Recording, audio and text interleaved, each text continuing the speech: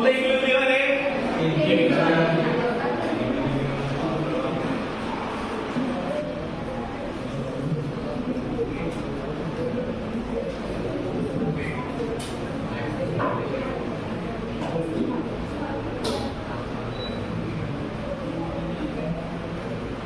क्या पॉइंट है?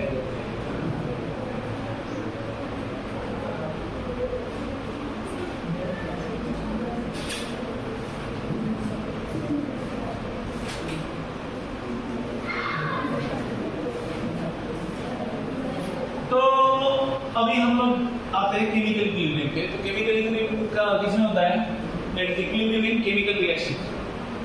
तो इसमें क्या कंसीडर होता है? Rate of forward reaction is equal to rate of backward reaction, जिसमें रिएक्टेंट और प्रोडक्ट रिएक्टेंट और प्रोडक्ट का जो कंसंट्रेशन है वो क्या रहता है? कांस्टेंट रहता है। क्या रहता है? कांस्टेंट रहता है। तभी हम लोग बोलते हैं कि क्या रीच हुआ? केमिकल इक्विलिब्रियम अचीव हुआ। तो केमिकल इक्विलिब्रियम के कंडीशन क्या है? पहला कंडीशन क्या है उसका? रेट ऑफ क्या है? Forward reaction is equal to क्या है? Rate of backward reaction. और सेकेंड क्या है? कॉन्सेंट्रेशन क्या रहता है?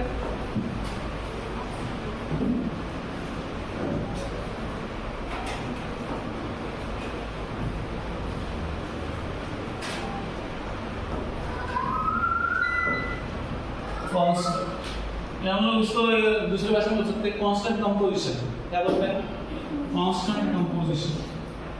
कंपोजिशन मतलब वही कॉन्सेंट्रेशन। तो ये जो दो कंडीशन है, तो हम लोग क्या बोल सकते हैं कि ये क्या है? ये कौन सा इक्विलिब्रियम एग्जिस्ट होता है? केमिकल इक्विलिब्रियम एग्जिस्ट होता है। तो हमने ऑलरेडी बात की थी इसके बारे में कि अगर रिएक्टेंट हमारा है, एक ग्राफ दिया है, कौन सा ग्राफ है? A प्लस B है, तो ये क्या देता है? C plus D। ओके, तो यहाँ पे ये दोनों क्या है? These two are reactant, these two are product। तो रिएक्टेंट कम होगा तभी जाके क्या मिलेगा? प्रोडक्ट मिलेगा। तो ग्राफ का नेचर कैसे आता है? ये ऑलरेडी हमने एक बार देखा है। क्या है?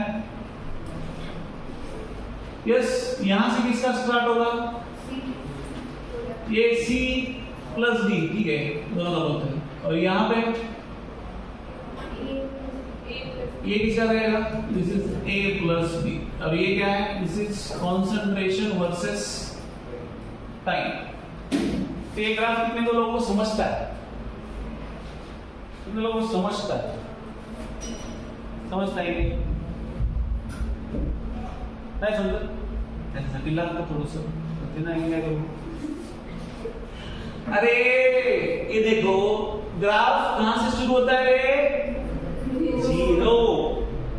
तो product C plus D initial value क्या है? 0। पर थोड़ी देर के बाद जैसे ये कम होता है वैसे उसका वैल्यू देखो। अगर मैंने यहाँ पे वैल्यू लिया तभी इसका वैल्यू क्या है? ये इधर है, बराबर है। ये थोड़ा सा कम हुआ तो ये बढ़ा, ये आगे थोड़ा सा और कम हुआ तो और ये बढ़ा। मतलब जैसे ये कम होते जाता है वैसे ही इसका वैल्यू क्या होते जाता है? बढ़ते जाता है।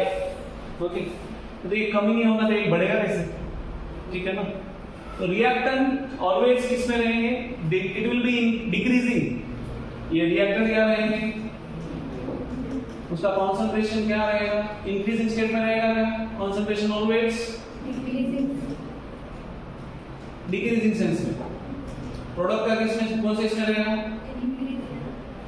डिक्रीजिंग। एंड प्रोडक्ट का concentration it will be increasing। Okay, ठीक है। तो ये क्या होता है? दिस इज नथिंग बट ये क्या बोलेंगे हम लोग? इंटरनल कॉन्सेंट्रेशन वर्सेस टाइम का ग्राफ कैसे आता है?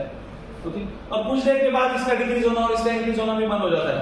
ओके, लेट्स से यहाँ पे दोनों का वैल्यू क्या आया? इसका डिक्रीज होना और इसका इंक्रीज होना यहाँ पे हो गया था, ठीक है ना? तो वो वैल्यू क्या हो गया? That is nothing but constant value. कौन सा वैल्यू? Constant value. उसकी बात कर रहा है कि concentration of reactant and product क्या रहता है? कांस्टेंट रहता है। वो भी कांस्टेंट एक वैल्यू देगा और ये भी कांस्टेंट एक वैल्यू रीच होगा। ठीक है, समझ में आ रही बात?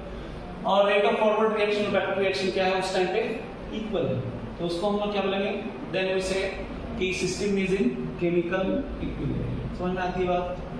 तो ये एक समझाया। बाद में इसके बाद दो एग्जांपल लिए, एक है हैबर्स प्रोसेस। हैबर्स प्रोसेस मतलब N2 plus 3H2 gives twice NH3, ये एक दिया है रिएक्शन, और दूसरा है H2 plus I2 gives twice HI। तो ये दोनों एग्जांपल को बहुत लंबा करके समझाया है। तो हम लोग पहले N2 और H2 का पहला एग्जांपल देखते हैं कि N2 और H2 gives twice NH3, तो ये इसमें इक्विलिब्रियम कैसे एग्जिस्ट होता है, ठीक है। तो यहाँ पे हेडिंग क्या लिखेंगे, इक्विलिब्रियम इन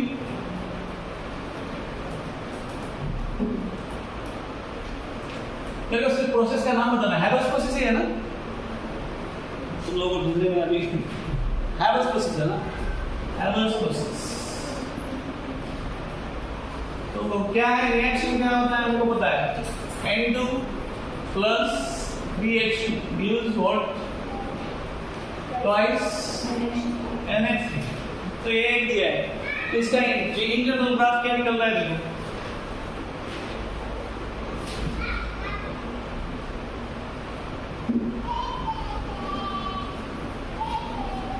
याद है किसका, NH3। अब ये N2 और H2 3H2 में है, जिसके ये पूरा कन्वर्जन नहीं दिया है यहाँ पे, जस्ट समथिंग सब कंसीडर किया है। N2 और H2 3H2 किसके बहुत ज्यादा है, ये क्या है, मोलर कॉन्सेंट्रेशन है। कौन सा कॉन्सेंट्रेशन है, मोलर कॉन्सेंट्रेशन है। तो यहाँ पे N2 और 3H2, तो पहले किसका आएगा, दैट इज ऑफ H2। उसके बाद कौन है, क्या दिया है, N2 दिया है, ठीक है।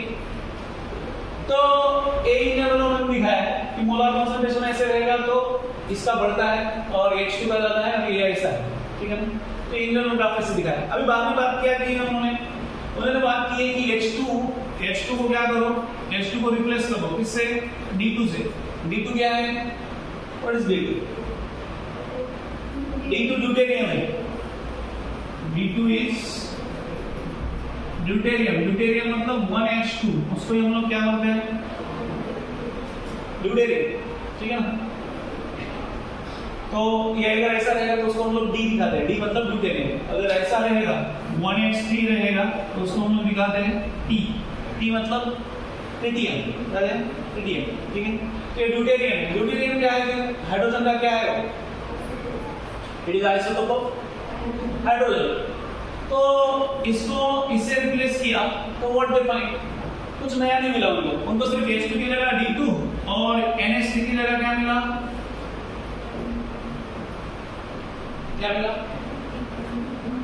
ND3, ठीक है। अगर D2 को H से अगर रिप्लेस किया, H से रिप्लेस के बाद D, तो क्या मिला, H2 की जगह D2 और NH3 की जगह क्या मिला, ND3, ओके। तो ये कंडीशन किया उन्होंने पहले। उसके बाद में क्या किया, उसके बाद में ये जो अलग अलग है ये दोनों, कौन सा, N2 H2 NH3, एक ग्रुप है, बराबर है, लेट्स से G1। दूसरा कौन सा है, N2 D2 ND3, तो ये G2, ओके। दोनों को क्या किया, दोनों को मिक्स किया, ओके। दोनों को क्या किया, मिक्स किया। दोनों को मिक्स करने के बाद both mix and analyse, simple analysis किया तो उनको क्या मिला कि जितना मिक्सिंग के पहले जितना कॉन्सेंट्रेशन था, मिक्सिंग के बाद उतना ही कॉन्सेंट्रेशन उसको मिला, नथिंग मोर, कुछ ज्यादा कम कुछ नहीं। तो क्या बोलेंगे हम लोग, गॉट सेम अमाउंट ऑफ, क्या बोलेंगे हम लोग, या सेम कॉन्सेंट्रेशन बोल सकते हैं हम लोग, सेम कॉन्सेंट्रेशन ऑफ क्या, NH3, okay. Same concentration of क्या मिला यहाँ पे, NH3। अभी यही तो इसको सिर्फ सिंपली एनालाइज किया तो ये दिखा। बाद में क्या किया उन्होंने, इसको मास स्पेक्ट्रोमीटर यूज किया। क्या यूज किया, मास स्पेक्ट्रोमीटर के अंदर उन्होंने ऑब्जर्व किया, तभी उनको क्या मिला, जो डी और एच और डी का क्या होता है, स्क्रैम्बलिंग। स्क्रैम्बलिंग मतलब एक्सचेंज होता है, बराबर। एक्सचेंज मतलब कैसे, ये पहले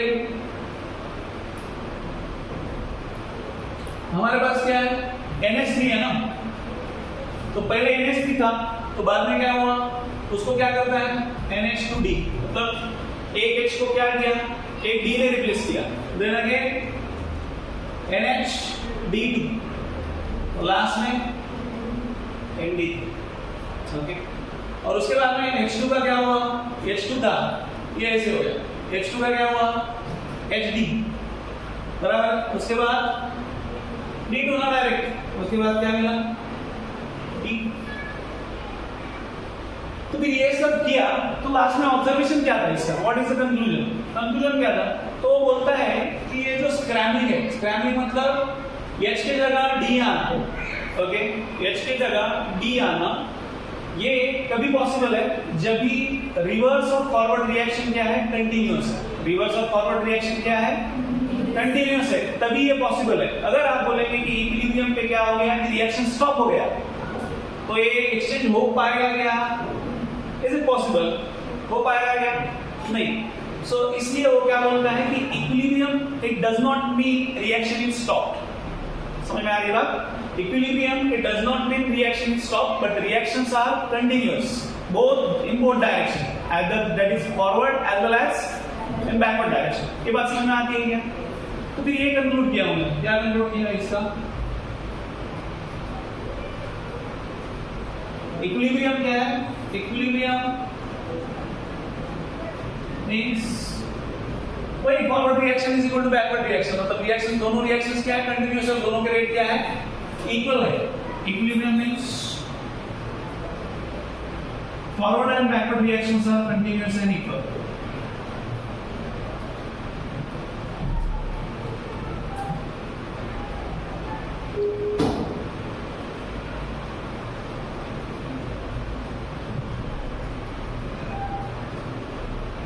ठीक है, तो आप ये भूल गए तो कुछ इशू नहीं है, सिर्फ इसको याद रखना, ये जो है, ये जो एक्सचेंज होता है, तो एक्सचेंज पॉसिबल कभी है जब रिएक्शन, तो दोनों रिएक्शन क्या है, दोनों तरफ से क्या है, कंटिन्यूअस है, तभी पॉसिबल है। नहीं तो रिएक्शन ही स्टॉप हो गया तो ये एक्सचेंज पॉसिबल है, it is not possible when the reaction is stop. So आपको ये याद रखना है कि equilibrium it does not mean reaction stop, reaction दोनों डायरेक्शन में चालू है, और वो क्या है, दोनों का रेट क्या है, rate of forward reaction is equal to rate of backward reaction. So ये समझ में आया क्या, यस ओके।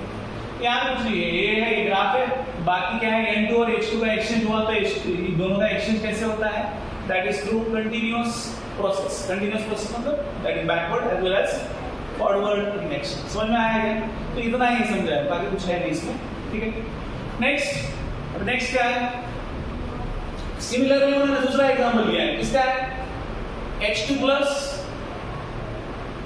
I2 गिव्स क्या देता है, HI देता है।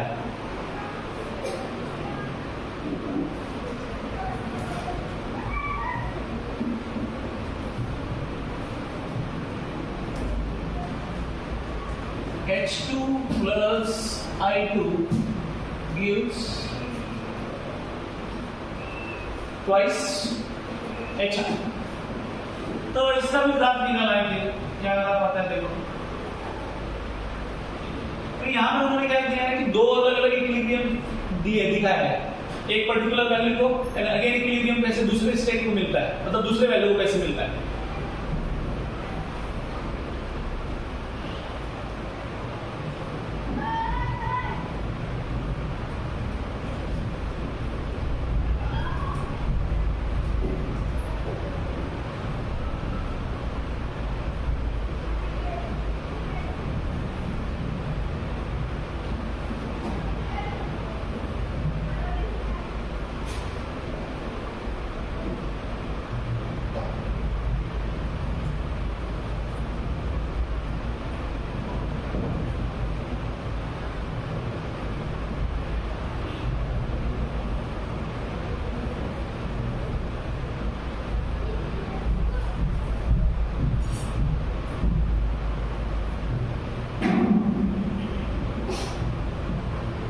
तो ये ऐसे दिखा है, ठीक है। तो यहाँ पे क्या है, this is the second state of क्या बोलेंगे हम लोग, इक्विलिब्रियम। और ये क्या है, फर्स्ट स्टेट ऑफ इक्विलिब्रियम, ठीक है। ये कौन है, ये कौन रहेगा, it is going to be H2NI2। और ये क्या रहेगा, दिस इज वाइस HR, ये क्या रहेगा, HR का कॉन्सेंट्रेशन, ठीक है। तो दिस इज इक्विलिब्रियम 1, ये दिस इज E2, ठीक है। This is E1 and this is E2। मतलब यहाँ पे एक वैल्यू रीच हुआ, जहां पे एक कम हुआ और ये बढ़ा, जहां पे फिर दोनों के वैल्यू क्या है, कांस्टेंट आए, ये इस पॉइंट पे। उसके बाद अगेन क्या हुआ, इसकी वैल्यू बढ़ी एंड इसकी वैल्यू क्या हो गई, डिक्रीज हो गई। Then again after some time what find, क्या हुआ कि अगेन दोनों के वैल्यू क्या हो गए, इक्वल हो गए। तो एक रिएक्शन में ऐसे इक्विलिब्रियम के एक, दो या दो से ज्यादा स्टेजेस हो सकते हैं। ऐसा जरूरी नहीं है कि एक ही स्टेज होना चाहिए, नहीं सर। हमारा एक रिएक्शन है तो हमारा क्या होना चाहिए कि एक ही इक्विलिब्रियम होना चाहिए और वही कांस्टेंट वैल्यू रहना चाहिए, जरूरी नहीं, ठीक है। इट इज नॉट नेसेसरी कि एक ही रिएक्शन में क्या होना चाहिए, एक ही इक्विलिब्रियम होना चाहिए। There can be possibility of 2 and more than 2 equilibrium. मतलब वो कांस्टेंट वैल्यू जहां पे पहुंचता है रिएक्टर और प्रोडक्ट का, और दोनों का अगर कंपोजिशन के वैल्यूज कांस्टेंट आने लगते हैं। फॉर एग्जांपल हमारा ले रिएक्टेंट का वैल्यू लेट्स से 0. हम लोग लेते हैं कुछ तो 0.30 लेते हैं या 0.70, और इसका है दूसरा प्रोडक्ट का वैल्यू क्या है, दोनों है ना 0.70 का। उसके बाद क्या हुआ 0.60, 0.50 एंड 0.40। उसके बाद अगेन आपने किया तो क्या आना है 0.40। ये क्या हुआ, लेट्स से कुछ भी नहीं था, 0.20, 0.30 प्रोडक्ट की बात कर रहे हैं, 0. अगेन लेट्स से इक्वल, हम लोग जरूरी नहीं है कि इक्वल ही रहेगा, ठीक है ना, दोनों के वैल्यू इक्वल ही रहना जरूरी नहीं है, ठीक है। हम लोग यहाँ पे थोड़ा सा अलग लेते हैं 0.25, लेट्स से 0.30, और यहाँ पे लेट्स से हो गया कि क्या है 0.30 प्रोडक्ट का वैल्यू आना चालू हुआ। तो दोनों के वैल्यू, ये है रिएक्टेंट और ये है प्रोडक्ट, ठीक है। तो there is no need to have equal values, ये दोनों के इक्वल वैल्यूज रहना जरूरी नहीं है, इसका ही इक्वल वैल्यू चाहिए, मतलब यही कांस्टेंट वैल्यू दे रहा है, ओके। और दूसरा क्या है, प्रोडक्ट का ही क्या आ रहा है, आप ये वैल्यू थोड़ा चेंज कर रहे हैं बट ये भी वैल्यू क्या आ रहा है, कांस्टेंट आ रहा है, ओके। तो इस स्टेज को हम लोग क्या बोलते हैं कि this is nothing but the stage of क्या बोलेंगे हम लोग, इक्विलिब्रियम। आप इसे चेक करो, ओ अभी इसमें देखो, तो थोड़ा सा एनसीईआरटी में देखो, वहां पे हमने एनालाइज किया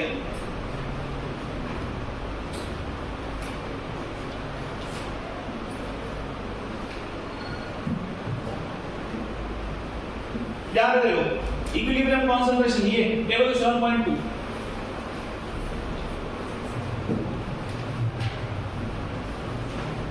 दिखा यहाँ पर मिलाइए। तो वहां पे देखो क्या H2 और दोनों का H2 और I2 का वैल्यू देखो, लास्ट वैल्यू क्या है 0.345 इक्वल आया। उसके बाद क्या है equal 0.86 into 10 to the power -2, दिखा क्या, मिला क्या, यस सर। तो ये दोनों का वैल्यू क्या है, इक्वल वैल्यू है, ठीक है। मतलब वो क्या हुआ है, इक्विलिब्रियम स्टेज पे गया है। अभी पेज पलटो,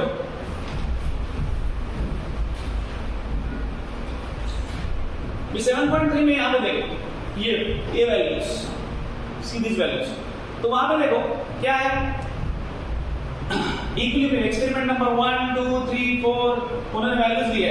1848 में इसका वैल्यू कितना आया 46.4, 1610 लिया तो इसका वैल्यू कितना आया 47.6, जो भी है वैल्यूज लिए। फिर आपको कांस्टेंट वैल्यू कहां पे मिला देखो, इसका वैल्यू जितना 1970 लिया तो इसका कितना है 46.4, एंड लास्ट 6 पे क्या लिया 790 में भी उसका वैल्यू कितना है 46. तो ऐसे वैल्यूज आने के बाद क्या हम लोग समझ सकते हैं कि क्या है, it is the stage of equilibrium. समझ में आया क्या, यस। इतना सारा उन्होंने बताया, बट आपको एक बात समझनी है उसमें कि वैल्यूज अगर इक्वल आना चालू हो गया, it means that stage is मतलब इक्विलिब्रियम का स्टेज वहां पे आ गया। समझ में आता है क्या? यस, बस उतना ही समझाया, ठीक है। तो इसके बाद उन्होंने क्या डिफाइन किया है? Law of equilibrium. क्या दिया देखो नीचे, लॉ ऑफ इक्विलिब्रियम और क्या? लॉ ऑफ केमिकल इक्विलिब्रियम और इक्विलिब्रियम लॉ।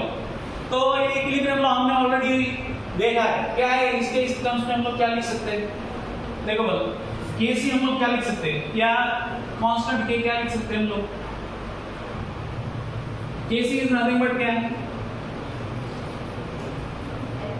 HI का square divided bye H concentration of H2 divided by concentration of क्या आएगा? I2। वही अगर मैं लेता हूं, लेट्स से मेरे पास रिएक्शन ऐसे है, AA plus this DB gives CC plus DD। अगर ऐसा है तो what can be Kc? Kc C for concentration है, ठीक है। क्या है? That is concentration of C raise to क्या आएगा? Small c। then concentration of D raised to small d, then concentration of A raised to small a, concentration of B raised to small b। तो इसको हम लोग क्या बोलते हैं? This is nothing but equilibrium law या law of chemical equilibrium, ठीक है। ये क्या है? What is it exactly? It is nothing but the constant क्या है? कंसंट्रेशन ऑफ प्रोडक्ट का क्या है और उसका इंडिविजुअल जो कोएफिशिएंट है उसका क्या है? Raise to power. ये दोनों का क्या है? प्रोडक्ट है, okay. It is the product of individual concentration raise to the power coefficient, जो कोएफिशिएंट है उसका पावर दोनों, और वही डिवाइडेड बाय क्या है? Product of concentration of reactant raise to the its coefficient, बराबर है। तो यही लॉ दिया है, उसको हम लोग क्या बोलते हैं? This law is nothing but क्या बोलेंगे? Law of chemical equilibrium, okay. या इसको क्या बोलते हैं हम लोग? इक्विलिब्रियम लॉ, ठीक है। समझे क्या? ये सब ये ऑलरेडी हमने देखा है। अभी इसके बाद इसके बाद क्या किया? इसके बाद बोला है कि अगर ये रिवर्स रिएक्शन रहेगा तो इसके लिए किसी क्या रहेगा? फिर यही रिएक्शन है, इसका उल्टा रिएक्शन करेंगे तो क्या मिलेगा हमको? देखो हमारे पास पहले रिएक्शन क्या था? A प्लस BD gives क्या है? CC plus DD। इसके लिए हमारे पास KC है, ओके। वही हम लोग क्या कर रहे हैं? रिएक्शन उल्टा कर दिया।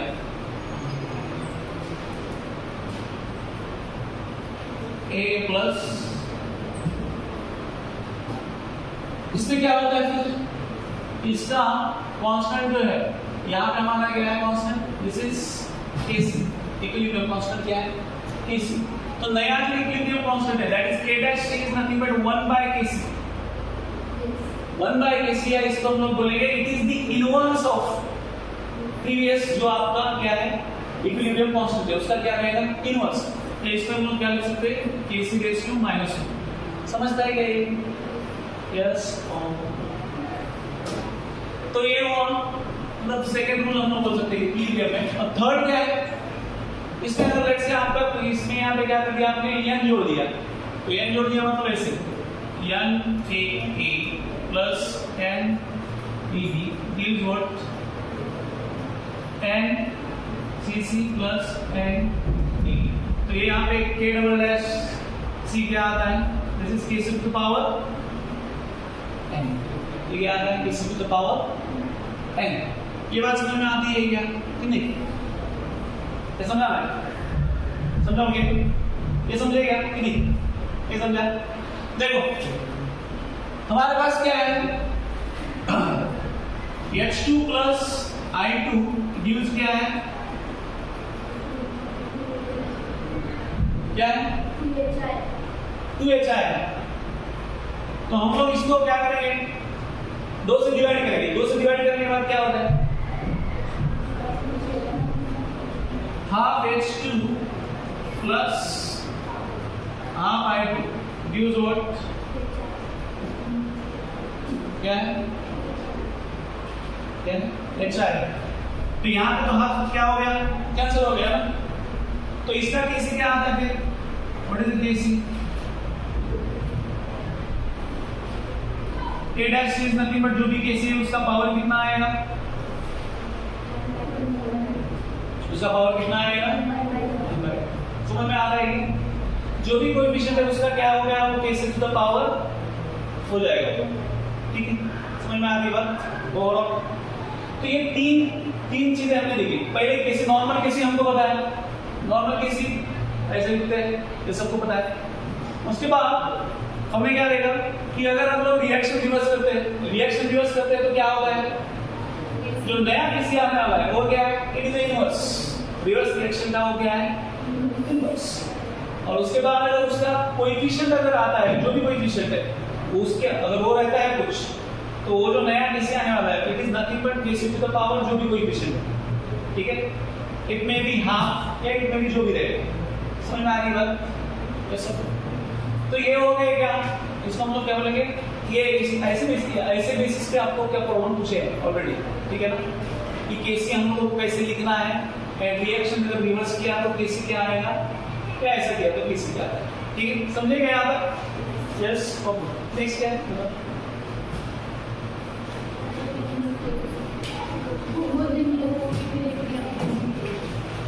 Homogeneous equilibrium. होमोजेनियस इक्विलिब्रियम मतलब क्या है, होमो मतलब क्या होता है, सेम, जीनियस मतलब फेज।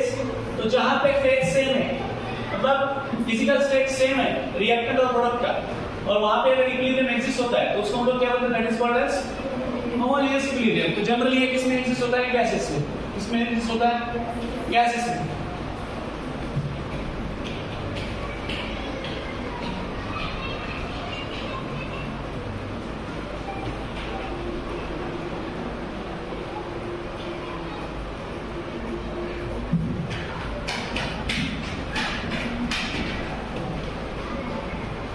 तो होमोजेनियस इक्विलिब्रियम क्या बोलेंगे हम लोग, व्हेन रिएक्टेंट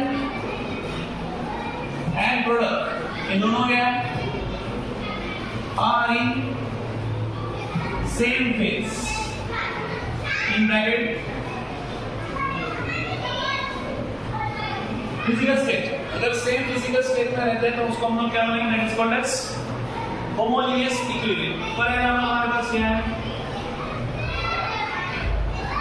यही N2 वाला, N2 प्लस 3H2 गिव्स क्या है हमारा, ट्वाइस NH3। तो सभी कौन से फेज में है, सभी किसमें, गैस में, सभी गैस में। तो इसमें हम लोग क्या बोलेंगे, it is the example of कौन सा इक्विलिब्रियम, होमोजेनियस इक्विलिब्रियम। तो जनरली ये किसमें एग्जिस्ट होता है, गैसेस में। ओके, तो फिर अभी इसका कॉन्सेंट्रेशन क्या है हमारे पास, आइडियल गैस का इसका कॉन्सेंट्रेशन और इसका केसी हम लोगों ने जनरली हम लोग यूज करते हैं इसके लिए, KC is generally use for liquid. Okay, solution जहाँ पे तो हम लोग उसके लिए यूज करते हैं के। Okay, P for pressure, P किसके लिए आता है, प्रेशर। तो P इज इक्वल टू हमारे पास क्या है, PV इज इक्वल टू क्या है हमारे पास, what is PV, NRT। PV is equal to NRT। तो P इज इक्वल टू अगर हम लोग N बाय V RT करें तो N बाय V क्या होता है, number of moles divide by volume, that is concentration, that is क्या है, CRT ना। ये क्या होता है, कंसंट्रेशन होता है। ओके, अभी यहाँ पे R का वैल्यू क्या है, R का वैल्यू हम लोग लीटर एटमॉस्फेयर लेते हैं। तो लीटर एटमॉस्फेयर कितना है, R is equal to 0.083।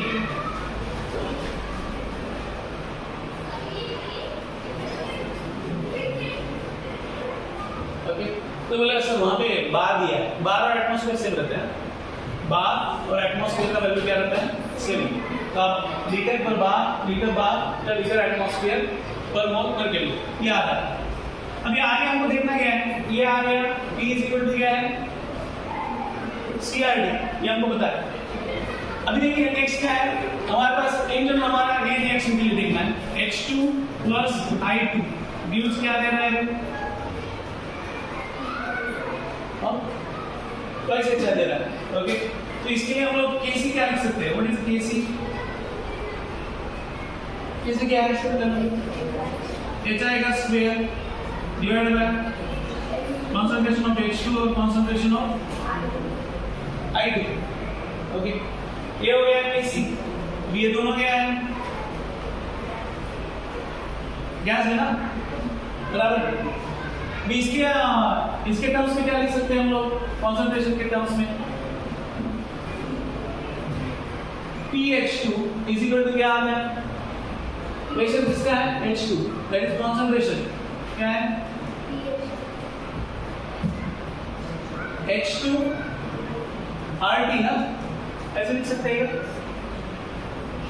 H2 RT, then P दूसरा इसके लिए I2 इज इक्वल टू क्या आता है? I2 RT, एंड लास्ट में क्या है? ये भी इसके लिए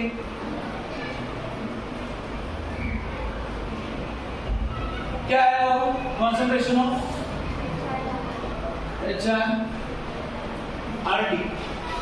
तो ये हमने किसके टर्म्स में लिखा?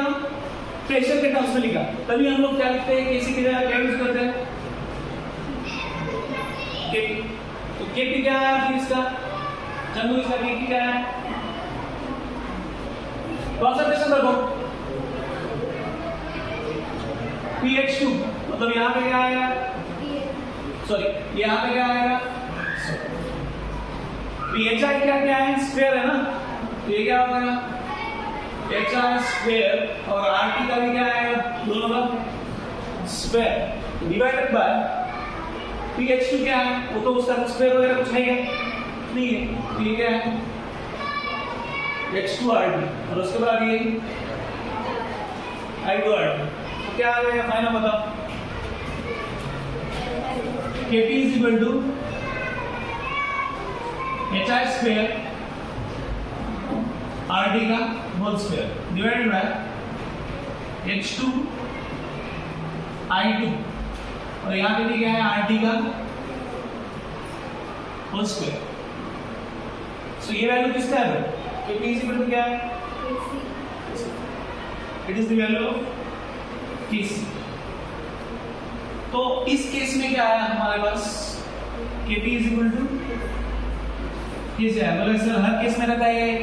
Not necessary.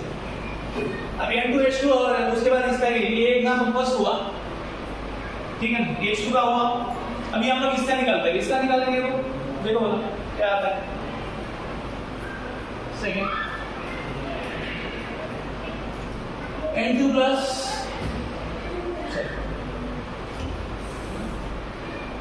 क्या है? Twice NH। इसका क्या होता है? देखो Kc क्या है?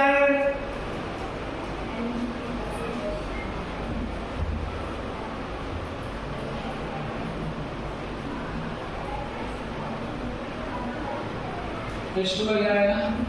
Q। अभी Pn2 हमारे पास P इक्वल टू क्या है? P value CRT, okay. तो यहाँ पे Pn2 क्या आएगा?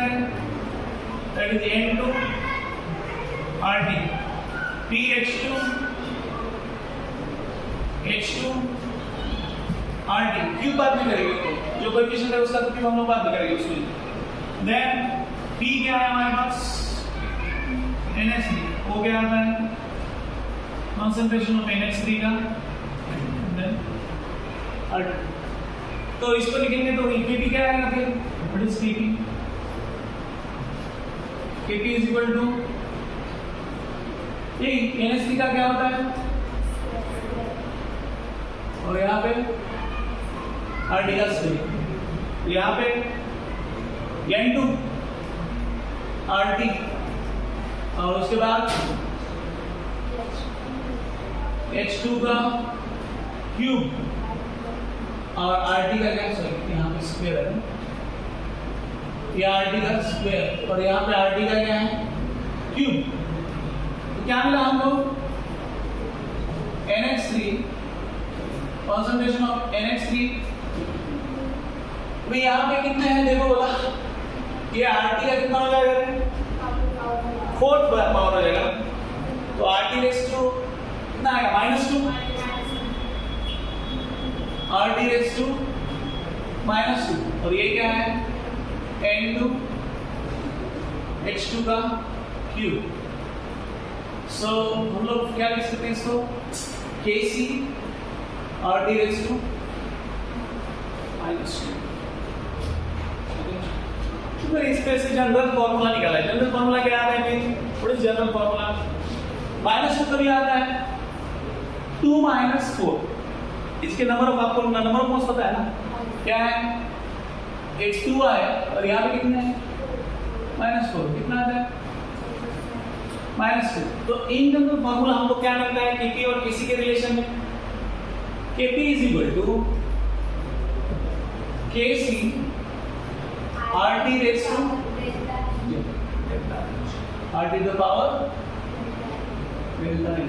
समझे क्या? Yes okay. तो इनका तो लगा रिएक्शन है, ठीक है। यह है आपका फॉर्मूला। KP = क्या है? KC RT raise to power कितना है? Delta Ng। तो आपको हर बार ये इतना कैलकुलेशन करने की जरूरत नहीं है।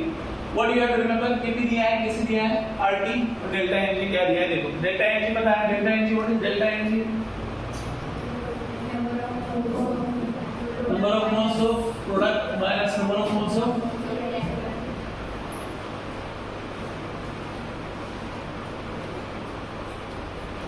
तो ये रिलेशन क्लियर है क्या? KP = KC RT to the power delta Ng। ठीक है, समझ में आता है?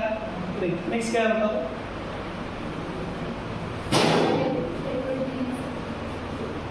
हेटेरोजेनियस ना, सिर्फ बताता हूँ, बाकी लेते बाद में। हेटेरोजेनियस इक्विलिब्रियम मतलब इससे थोड़ा सा अलग इन द सेंस जहाँ पे क्या है होमोजेनियस मतलब एक ही फेज इन्वॉल्व था गैस।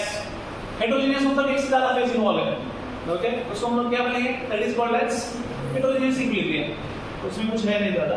ओके, एक्सप्लेन कर दूं यार?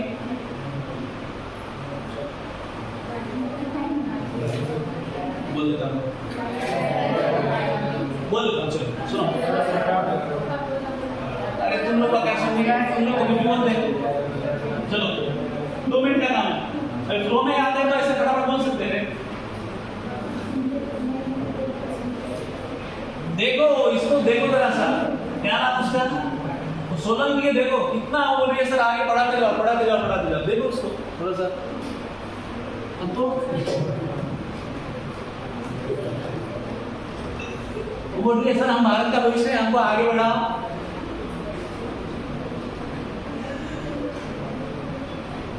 तू भी बोल रही ना पड़ा। देखो सॉलिड और लिक्विड का इक्विलिब्रियम, ये भी किस क्या है? ये भी क्या है? एग्जांपल लेते हैं। ये क्या है? This is also heterogeneous equilibrium. एक सॉलिड है, दूसरा क्या है? लिक्विड है। दूसरा ये कौन है? क्या पता? ये कौन है? ईस्टर है। क्या लगा था? ईस्टर। तो ये क्या बनता है?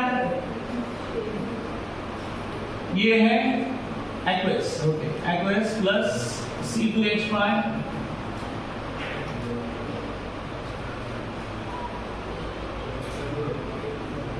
मेरे को कहने तो होमोजेनियस का होगा ना। सॉरी हेटेरोजेनियस है ना, ये तो होमोजेनियस में आएगा। सभी क्या है? कौन से फेज में? सेम फेज में ना। वो क्या आएगा? वो थोड़ी इसमें आएगा। ठीक है। दूसरा कार्बन का देखो, ये क्या है? पता बोला कोई भी एग्जांपल हो जिसमें 2 फेज इन्वॉल्व है। ये क्या है? ये गैसियस है, ये गैसियस है, ये क्या है? सॉलिड है। ओके, तो ये क्या है? कौन सा फेज है? It is heterogeneous equilibrium. अभी आपको यहाँ पे समझना है कि प्योर लिक्विड हेटेरोजेनियस इक्विलिब्रियम मतलब लिक्विड और सॉलिड दोनों इन्वॉल्व रहेंगे, बराबर है।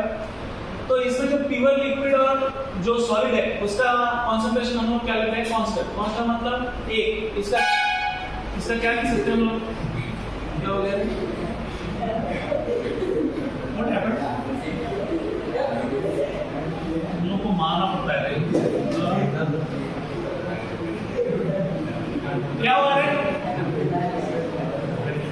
कि क्या है बताओ केपी कैसे क्या आता है बताओ पहले किसी लिखते बोलो तब केपी लिखते केसी इक्वल टू क्या आता है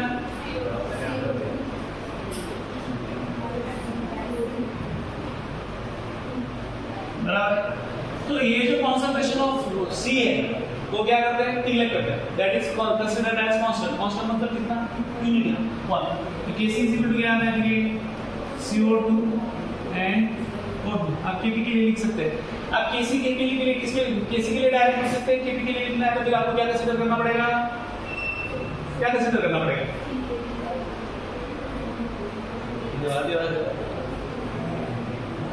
प्रेशर कंसीडर करना पड़ेगा अरे P इक्वल टू क्या है CRT P equal to pressure है P इक्वल टू क्या है third one Na plus 4CO क्या होता है Na मतलब कौन है नालायक हाँ नालायक निकेल है वो CO कौन है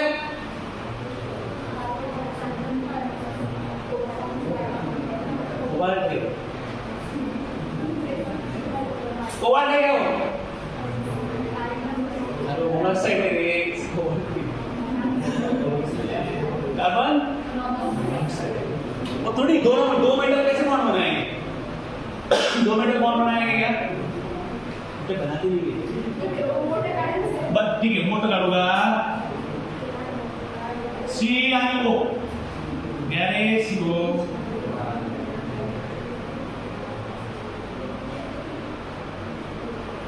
इक्वल दूसरा है